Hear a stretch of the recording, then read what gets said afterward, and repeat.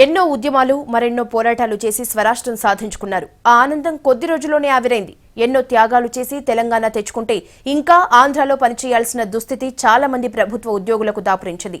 Order to serve rule తమ పాలిట శాపంగా మారిందని ఉద్యోగులు ఆందోళన చెందుతున్నారు. రోజులు గడుస్తున్న కొద్దీ ఆందోళన పెరుగుతుందే తప్ప తగ్గటం లేదు. రాష్ట్రం విడిపోయింది. తాత్కాలిక పంపకాలు జరిగాయి.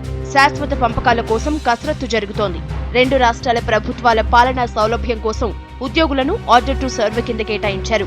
పూర్తి స్థాయి కేటాయింపు కోసం కమల్నాథన్ కమిటీ తీవ్ర కసరత్తు చేసింది.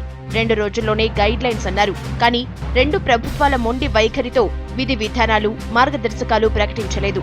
చివరకు కేంద్రం వద్దే పంచాయతీ పరిష్కరించుకోవాలని కమల్నాథన్ డిసైడ్ అయ్యారు. ఈ నెల 25న ఢిల్లీలో కమల్నాథన్ కమిటీ భేటీ కానుంది. దీనికి రెండు రాష్ట్రాల సీఎస్లు అటెండ్ అవనున్నారు.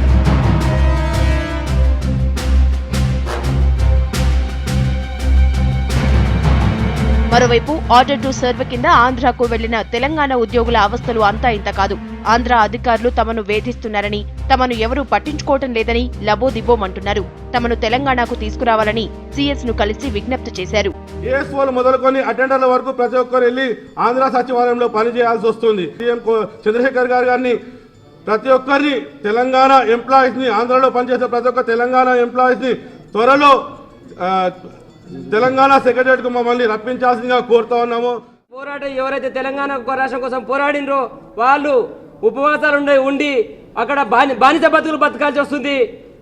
ఈ రాజధానిని ఇక్కడ నుంచి గుంటూరుకు తీసుకుపోయిన పక్షంలో వాళ్ళు శాశ్వతంగా ఇంకా బానిస బతుకులు బతకాల్సి వస్తుంది. ఈ బానిస బతుకుల నుంచి ఈ తెలంగాణ ఉద్యోగులందరినీ విముక్తి చేయాల్సిందిగా మేము తెలంగాణ ముఖ్యమంత్రి గారిని డిమాండ్ చేస్తున్నాం. రెండు రాష్ట్రాల మధ్య ఉద్యోగుల పీఠముడి ఇప్పట్లో వీడేలా కనిపించడం లేదు. మార్గదర్శకాలు వచ్చినా శాశ్వత పంపకాలు జరిగేందుకు మరో 6 నెలల టైం పట్టొచ్చంటున్నారు అనలిస్టులు. దీంతో అప్పటిదాకా ఉద్యోగులు వెయిట్ చేయక తప్పేలా లేదు.